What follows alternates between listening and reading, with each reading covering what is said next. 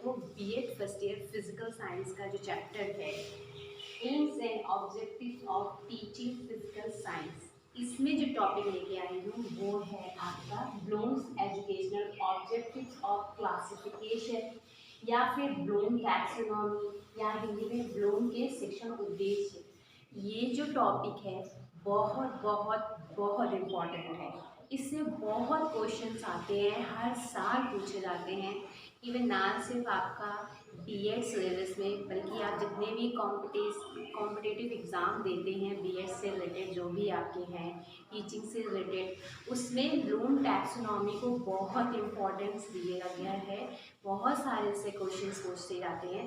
तो आज मैं आप लोगों के लिए ये ब्लूम टैक्सोनॉमी या फिर इनको कह सकते हैं Bloom education objectives of classification या ब्लूम के शिक्षण उद्देश्य कहे जाते हैं। इसके बहुत सारे नाम हैं, पर आप सिंपली आप याद रखना, अगर ब्लूम से रिलेटेड कोई भी नाम आता है तो वो यही है, ठीक है।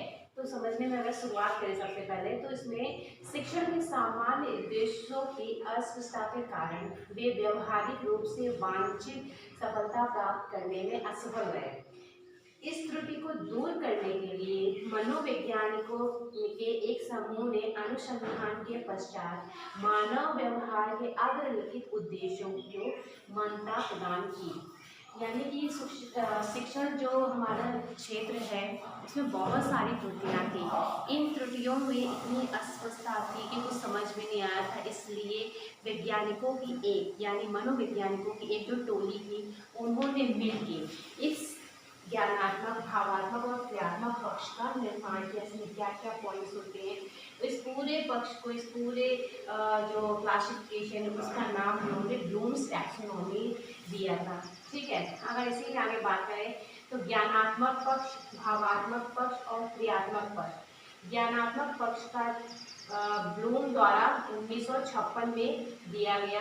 इसको अलग अलग, ये जो तीनों पक्ष हैं, डोमेन हैं, तीन अलग अलग वैज्ञानिकों ने इसका आविष्कार किया। तीन अलग अलग वैज्ञानिकों ने इसकी परिभाषा बताई थी, जिनमें जो ज्ञानात्मक पक्ष है वो ब्लूम के द्वारा दिया गया 1956 में दिया गया, ठीक है। अगर वैसे की आगे बात करूँ कि भावात्मक पक्ष का किसने किया था, तो ये थे कर्थवल तथा मसीहा द्वारा 1964 में।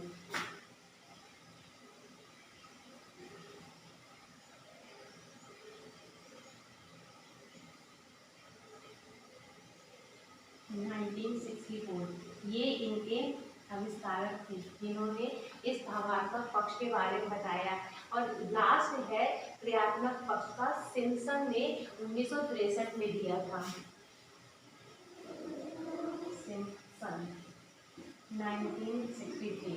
तो इन तीनों पक्ष के बारे में अलग अलग वैज्ञानिकों ने बनाया। अलग अलग जितने भी हमारे मानव व्यवहार से संबंधित मनोवैज्ञानिक थे उन्होंने बताया और इस पूरे टैक्सोनॉमी को ब्लूम टैक्सोनॉमी का नाम दिया गया। तो समझने में सबसे पहले इसमें क्या है, शिक्षण उद्देश्यों के वर्गीकरण का तुलनात्मक अध्ययन। ये तीनों पक्ष उन्होंने बताए थे। अब इन तीनों पक्ष का तुलनात्मक अध्ययन किया गया है कि इन तीनों में क्या क्या चीज़ें हैं, लेकिन ये तीनों हमेशा एक साथ ही रहते हैं, कभी भी अलग नहीं होती हैं। इनकी डेफिनेशंस अलग है, हर एक वर्ड्स का, हर एक पॉइंट्स का मीनिंग अलग अलग है सब में। तो फिलहाल मैं इसको इतना अभी समझाती हूँ, बाद में पूरा डेफिनेशन के साथ में आपको बताऊंगी कि इन पक्ष में क्या क्या है, इसका मीनिंग क्या है। सबसे पहले तो मैं ज्ञानात्मक पक्ष की बात करती हूँ, कॉग्निटिव डोमेन्स, जो कि ब्लूम ने 1956 में बताया था। ज्ञानात्मक हमारी नॉलेज से रिलेटेड होता है। हम जो कुछ भी सीखते हैं उसको हम अपने किस तरह से उसका कॉम्प्रहेंसिव करते हैं, फिर उसका प्रयोग करते हैं, फिर उसका एनालिसिस करते हैं, फिर सिंथेसिस, फिर मूल्यांकन। अगर मैं बात करूँ कोई भी चीज़ की, तो सबसे पहले उन्होंने क्या किया, ज्ञान, नॉलेज। तो कोई भी चीज़ उन्होंने कहीं से देखी, ज्ञान प्राप्त की, फिर उसके बाद में उसको कॉम्प्रहेंसिव किया, यानी कि उसको फीड किया कि जो भी चीज़ें थी उसको कलेक्ट कर लिया। उसके बाद में उसको प्रयोग किया, एप्लीकेशन उसका इस्तेमाल किया। फिर उसके बाद में विश्लेषण किया, उसको कई छोटे छोटे पार्ट्स में डिवाइड किया। फिर जब वो चीज़ें समझ में आई तो उसको सिंथेसिस किया, संश्लेषण किया। फिर उसके बाद में जो रिजल्ट आया उसका मूल्यांकन किया, यानी कि ज्ञान, बोध, प्रयोग, विश्लेषण, संश्लेषण और फिर मूल्यांकन।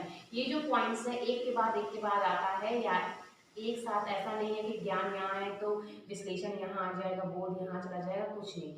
पॉइंट्स वाइज हैं, सबका एक सीक्वेंस है, बिना सीक्वेंस के कोई भी इधर उधर नहीं हो सकता है। सिंपली से आप याद भी कर सकते हैं, नॉलेज, नॉलेज के बाद में बोध, उसके बाद में प्रयोग, फिर विश्लेषण, फिर संश्लेषण, फिर मूल्यांकन। ये हमारा था ज्ञानात्मक पक्ष। अब हम बात करते हैं भावात्मक पक्ष, जिसको कर्टवेल और मसीहा ने 1964 में दिया था। ये हमारा भावात्मक पक्ष या अफेक्टिव डोमेन है, यानी कि जो कुछ भी हम सीख रहे हैं उसको हम अपने भावनाओं के जरिए व्यक्त कर रहे हैं। सबसे पहले ज्ञान के बाद में आता है इसमें ग्रहण करना, यानी कोई भी चीज़ आपने ली है उसको आपने ग्रहण किया है या रिसीव किया है।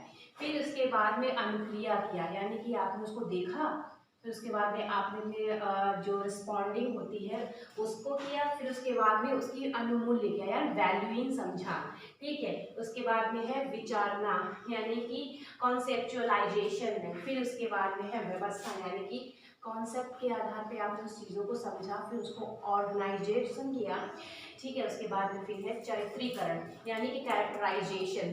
फिर उसके बाद में है आपका नेक्स्ट आ रहा है क्रियात्मक पक्ष या फोनेटिक डोमेन। इसको सिम्पसन ने 1963 में किया था।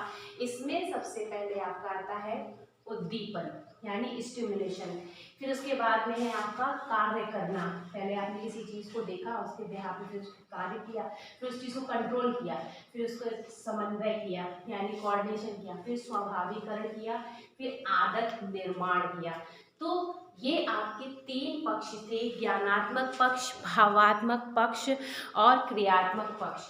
ज्ञानात्मक पक्ष में सब कुछ हमारा नॉलेज बेस पे होता है, जो कुछ भी आपका जाता है ऊपर से नीचे की तरफ।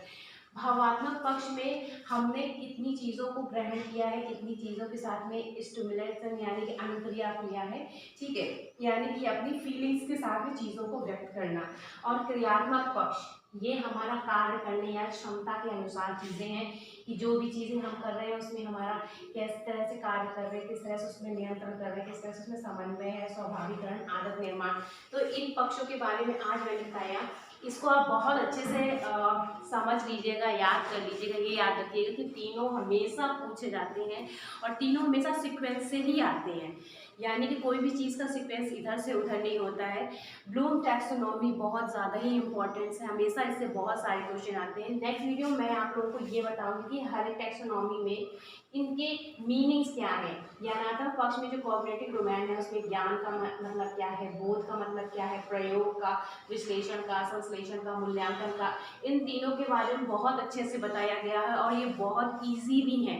ये किसी भी मानव व्यवहार को समझने के लिए बताया गया है कि आप सब किसको कैसे पढ़ाते हो, किस तरह से आप बहुत सारे टीचिंग मेथड अप्लाई करते हो, लेकिन वो टीचिंग मेथड आपके बिल्कुल बेकार है अगर आप किसी के बिहेवियर को नहीं समझ रहे हो। तो ये पक्ष मानव के व्यवहार को समझने में बहुत महत्वपूर्ण कार्य करता है। ये जितनी भी चीज़ें मैंने आप लोगों को बताई हैं, अगर आप कोई भी चीज़ समझा रहे हैं, अगर उस व्यक्ति का जो व्यवहार है वो समझ में आ जाएगा कि वो चीज़ों को जल्दी समझता है या देर से समझता है, या चीज़ों को समझने में कितना एफर्ट लगाना पड़ेगा कितना नहीं, तो आपके लिए थोड़ा सा आसानी हो जाएगी कि उसको समझ के उसके ही अनुसार समझाना, ठीक है। तो आज मैं आप लोगों को ये ज्ञानात्मक पक्ष, भावात्मक पक्ष और क्रियात्मक पक्ष के बारे में बताया है। इसके सिर्फ मेन जो हेडिंग्स हैं उनके बारे में बताया है। नेक्स्ट वीडियो में इन सब का डेफिनेशंस के साथ में बताऊंगी। Thank you.